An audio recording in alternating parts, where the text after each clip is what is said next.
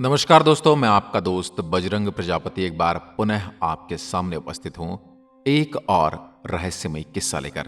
दोस्तों, महाभारत के बारे में तो हम लोग बचपन से सुनते आए हैं, लेकिन क्या आप जानते हैं भगवान श्री कृष्ण एक पल में भी उस युद्ध को समाप्त कर सकते थे।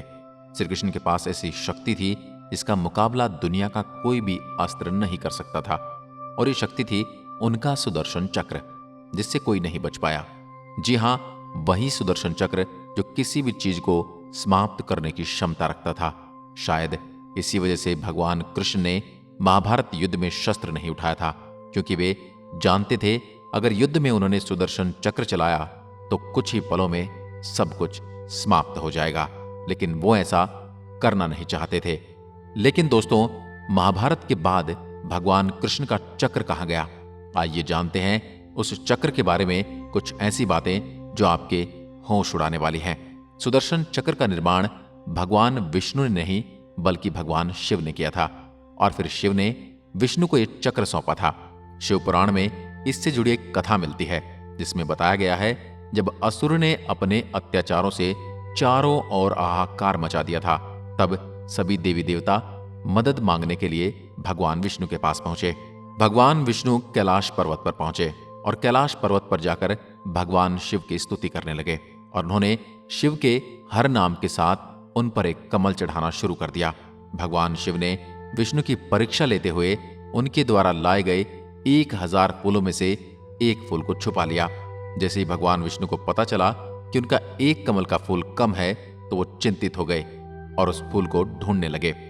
लाख ढूंढने पर भी भगवान विष्णु को कमल का फूल नहीं मिला, और उन्होंने उस फूल की कमी पूरी करने के लिए अपनी एक आंख निकाल दी और उसे भी शिव के चरणों में चढ़ा दिया।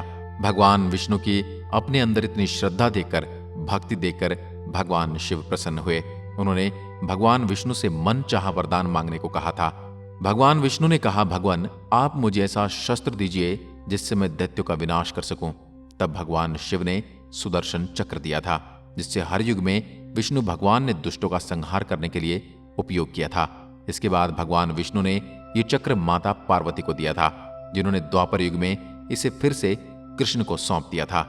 द्वापर युग में यह सुदर्शन चक्र कृष्ण की मन की गति के अनुसार चलता था, और जब उन्हें ज्यादा क्रोध आता था तब ये अपने आप दुष्टों का संहार करने के लिए चल पड़ता था। और एक बार जब ये चला जाता है तो फिर दुश्मन को मार गिराने के बाद ही वापस लौटता है।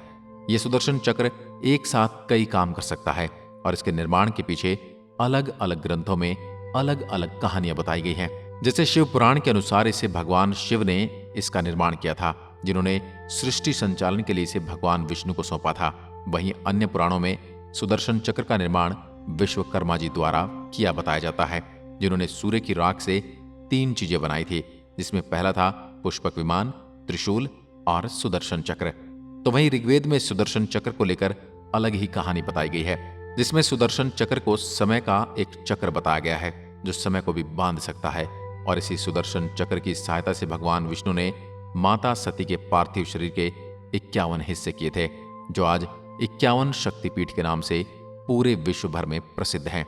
इसी सुदर्शन चक्र से कृष्ण ने महाभारत में शिशुपाल का वध किया था, और जब महाभारत में अर्जुन ने जयद्रथ को सूर्य ढलने का वचन दिया था, तब कृष्ण ने इसी सुदर्शन चक्र से सूरज को ढक लिया था। ये वो आखिरी समय था जब सुदर्शन चक्र का जिक्र किया गया था, और इसके बाद उसका क्या हुआ, वह कहां गया, किसी को नहीं पता। लेकिन भविष्य पुराण में इसका भी वर्णन मिलता है। कहते हैं जब श्री कृष्ण ने देह त्याग किया था, तब उनका चक्र यानी सुदर्शन चक्र भी पृथ्वी में समा गया था। इसी चक्र को भगवान विष्णु या उनके अवतार ही धारण कर सकते हैं। इसलिए कलयुग में जब कल्कि अवतार जन्म लेंगे, तब वे पृथ्वी के गर्भ से दोबारा सुदर्शन चक्र को ग्रहण करेंगे और पापियों का नाश करेंगे। आज की वीडियो में बस इतना ही। अगर वीडियो पसंद आई तो लाइक कीजिए, और ऐसी वीडियो देखने के लिए हमारे चैनल को भी सब्सक्राइब जरूर करें। धन्यवाद। जय हिंद, जय भारत।